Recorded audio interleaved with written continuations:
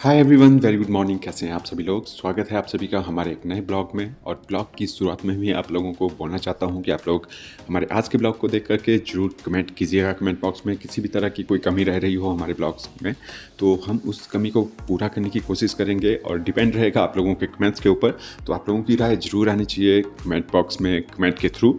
बाकी हमारा आज का ब्लॉग रहेगा बहुत ही स्पेशल, अलग अलग मोमेंट्स में आप लोगों के साथ शेयर करूंगा। तो यूं ही कंटिन्यू देखते रहिए कि क्या क्या मोमेंट्स में आप लोगों के साथ शेयर करने वाला हूं। टाइम का जरा भी पता नहीं चलता। हमने आप लोगों के ही सामने अपने ब्लॉग में दिखाया था कि हमने अपने पूरे के पूरे खेतों की सफाई की अच्छे ढंग से, फिर उसमें गेहूं की बिजाई की। तो देखिए, जो गेहूं की बिजाई की हुई थी तो खेतों में हल्की हल्की सी गेहूं उगना भी शुरू हो गई है। आप लोगों को मैं दिखाता हूँ। गेहूं के इन छोटे छोटे पौधों को और ज़्यादा उपजाऊ बनाने के लिए हम इसमें डाल रहे हैं गोबर की खाद। और आप लोगों को हमने बताया हुआ था कि हमने एक केंचुआ का सेट बनाया हुआ है। तो केंचुए बहुत ज़्यादा बारीक कर देते हैं गोबर को और उससे एक बहुत ही अच्छी खाद बनती है। उसी खाद का इस्तेमाल हम अपने खेतों में करते हैं। ब्लॉग की स्टार्टिंग में हल्का सा मोमेंट आप लोगों के साथ शेयर कर दिया कि गांव में किस तरह की एक्टिविटीज़ चल रही है आजकल। तो गांव के पूरे लोग आजकल इसी तरह से बिजी हैं अपने खेतों में खाद डालने में। तो हम बाहर की खाद का बहुत ही कम इस्तेमाल करते हैं। जो हमारे अपने घर की गोबर की खाद है, केंचुआ जिसको बारीक कर देता है, उसी खाद का हम इस्तेमाल करते हैं। इसके बाद मैं आप लोगों को ले चलूँगा अपने किचन में और आप लोगों के साथ शेयर करेंगे बहुत ही स्पेशल डिशेस। तो यूँ ही कंटिन्यू बने रहिएगा आगे भी। तो डियर फ्रेंड्स, आज हम आपके लिए लेके आए हैं एक बहुत ही स्पेशली डिश, जो कि सिर्फ और सिर्फ हम आपके लिए लेके आए हैं। तो ये देख सकते हैं आप, ये है कचालू। तो कचालू को हमने अच्छी तरह से बॉईल कर लिया है और यहाँ पे बंदे मेरी हेल्प कर रहे हैं। Hi everyone.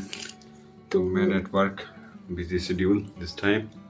तो आज हम बनाएंगे इनकी बेड़ुआ यानी कचौरियाँ, है ना। तो अच्छी तरह से इनको हमने उबाल लिया है और इस तरह से आपने इनको उबालना है। इनको कच्चा नहीं छोड़ना है। अगर कच्चे इनको आप छोड़ोगे तो फिर ये अच्छी तरह से नहीं बन पाएंगे और फिर जीभ में भी कुछ होने लगता है अगर ये कच्चे होते हैं। तो बेड़ुआ जो है, हम यहाँ पे आप लोग देख सकते हैं, हम ये गेहूं के आटे में नहीं बनाएंगे, हम बनाएंगे चावल के आटे से और मक्की के आटे से। तो दोनों आटा मैंने यहाँ पे लिया हुआ है और इनको अच्छी तरह से मैं मिक्स कर लूँगी। और यहाँ पे मैंने प्याज काट के रखा हुआ है और यहाँ पे लहसुन मैंने अच्छी तरह से कुंडी में बारीक सा पेस्ट इसका बना लिया है। तो चलिए मैं आपको दिखाती हूँ जब तक पतिदेव इनके छिलके निकाल लेंगे जो भी कचालू लिए हुए हैं। और मेन बात ये है कि ये कचालू हमने अपने खेतों से लिए हुए हैं, हमने अपने खेतों में लगाए हुए थे, तो वहीं से हमने ये लिए हुए हैं। तो इनको थोड़ी देर ठंडा होने देना है हमने और फिर इनको अच्छी तरह से ठंडा करने के बाद इनमें ये सारा पेस्ट हमने मिलाना है। तो इनमें और भी मसाले मिलाए जाएंगे। तो क्या क्या मसाले इनमें पड़ेंगे वो मैं आपको बताऊंगी। तो जब तक पतिदेव कचालू अच्छी तरह से छील लेंगे तब तक मैंने यहाँ पे आटा भी जो है छान लिया है अच्छी तरह से। जैसे कि मैंने आपको बताया कि गेहूं का नहीं, सॉरी, मक्की और चावल का ये आटा है। और आज मेन बात यह है कि मुझे लग गया है जुकाम। तो जुकाम लग गया है बहुत ज़्यादा और तबीयत थोड़ी सी ख़राब भी हो गई है। बाकी चलिए मैं दिखाती हूँ आपको कि कैसे बनते हैं ये। बाकी आप मेरी इन चीज़ों को मत देखिएगा क्योंकि ये चूल्हा है यहाँ पे। तो यहाँ पे जो है ये मेरा जो भी वॉलपेपर है ब्लैक सा हो गया है और वह मैक्सिमम खाना चूल्हे पर ही बनता है। तो हमारे ज़्यादातर बर्तन काले भी होते हैं। तो आप लोग प्लीज़ मत ऐसा मत कमेंट मत कर देना कि इनके जो है बर्तन भी बहुत काले हैं, क्योंकि गाँव का जीवन ही ऐसा है। अगर शहरों की बात कुछ और ही होती है, वहाँ पे आपको पता है कि गैस पे ही खाना बनता है और इंडक्शन पे। तो चलिए मैं आपको बताती हूँ कि आज हम जो है कचालू की कचौरियाँ किस तरह से बनाएंगे। ये देख लीजिए भाई, हमने कचालू छील करके रख दिए हैं। अब इनमें हम मसाला डालेंगे जो मेरे पास है। तो यहाँ पे मैंने मसाले के डिब्बे रख दिए हैं। तो सबसे पहले हम यहाँ पे ऐड करेंगे गरम मसाला, वो भी साबुत। तो मसाला मैंने डाल दिया है, गरम मसाला। अब इसमें मैं थोड़ा पिसा हुआ मसाला भी डालूंगी तो ये भी बिल्कुल थोड़ा थोड़ा ही डालना है, हमने ज़्यादा नहीं डालना है क्योंकि मसाले जो हैं सेहत के लिए अच्छे नहीं होते हैं। और रही हल्दी, तो हल्दी हमने बिल्कुल थोड़ी सी ऐड करनी है, ज़्यादा नहीं। और फिर अब बारी आती है जो भी मैंने लहसुन का पेस्ट बनाया था वो हमने इसमें ऐड करना है, और जो भी हमने प्याज काटा हुआ है वो भी हमने इसमें ऐड करना है। तो अदरक देख लीजिए, लहसुन और अदरक मैंने यहाँ पे डाला हुआ है। और अब डाल देती हूँ यहाँ पे प्याज। तो बस हमारा मिश्रण अब तैयार ही हो गया है। अब सबसे मेन बात आती है जिसके बिना स्वाद नहीं लगता है किसी भी चीज़ में, वो है प्याज। तो प्याज भी हमने, प्याज नहीं मतलब नमक, तो नमक भी हमने इसमें ऐड करना है। प्याज और लहसुन मैंने यहाँ पे ऐड कर दिया है।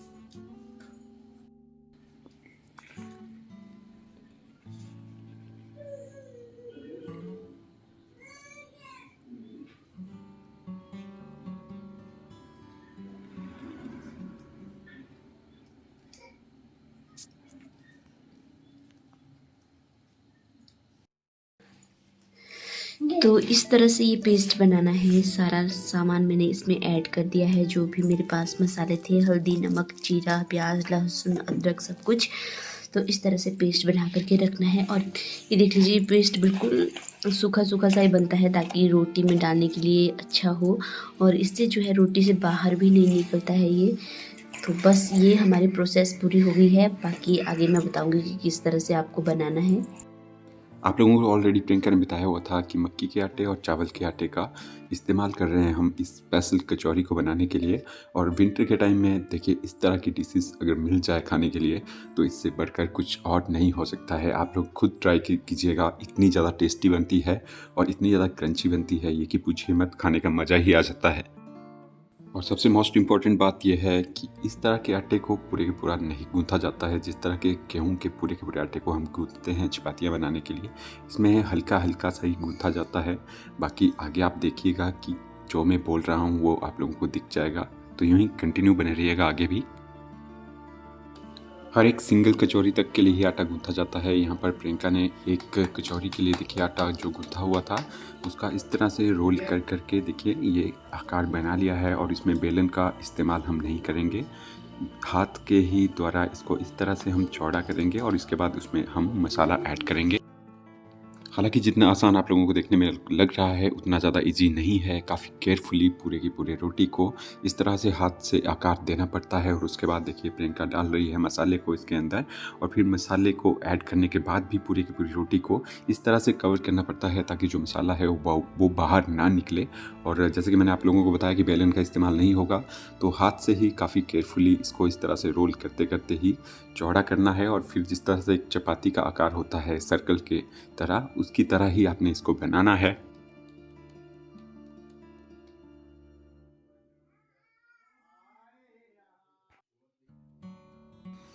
आपके सामने ही पूरी की पूरी देखिए रोटी, ये जो कचौरी हम बना रहे हैं बिल्कुल तैयार होने वाली है और हमने बेलन का इस्तेमाल इसमें नहीं किया है।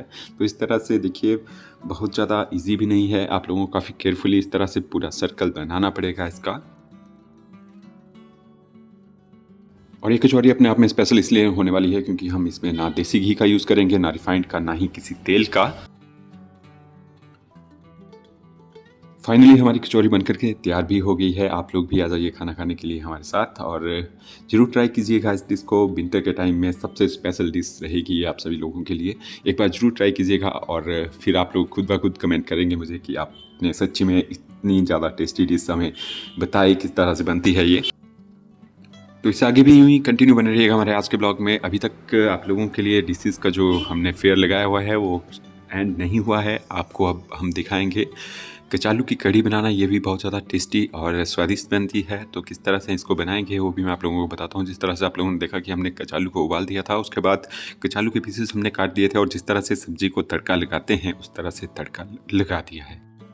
कचालू की कढ़ी बनाने के लिए हमने मैक्सिमम पार्ट लिया हुआ है कर्ड का, और हल्की सी लस्सी भी हमने ऐड किए हैं। और इसमें हमने मसाले ऐड कर दिए हैं, धनिया, जीरा, रेड चिली और ब्लैक पेपर भी आप यूज़ कर सकते हो हल्का सा टेस्ट बढ़ाने के लिए।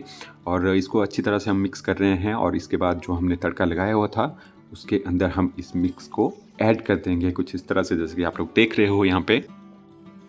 इसके बाद आग की हल्की फ्लेम में आप लोगों ने इसको इस तरह से घुमाते रहना है और तब तक घुमाते रहना है जब तक ये हल्की हल्की सी उबलने ना लग जाए। उसके बाद आप लोगों की ये डिश भी ऑलमोस्ट तैयार हो जाएगी। तो ज़रूर ट्राई कीजिएगा इसको भी और हमें कमेंट बॉक्स में ज़रूर बताइएगा कि आप लोगों को कैसी लगी ये डिशेज़ जो हमने आप लोगों के साथ आज शेयर की है। कैसा लगा आप लोगों को हमारा आज का ब्लॉग ज़रूर बताइएगा हमें कमेंट बॉक्स में। और इस वाले ब्लॉग की मैं यहीं पर ही एंडिंग करने वाला हूँ। और ये वाले जो मोमेंट अभी आप लोग देख रहे हो, मैं कहीं जा रहा हूँ, ये मैं शेयर करूँगा आप लोगों से आने वाले ब्लॉग में। तो stay tune with our channel. आज के लिए यही था, मिलेंगे बहुत ही जल्द।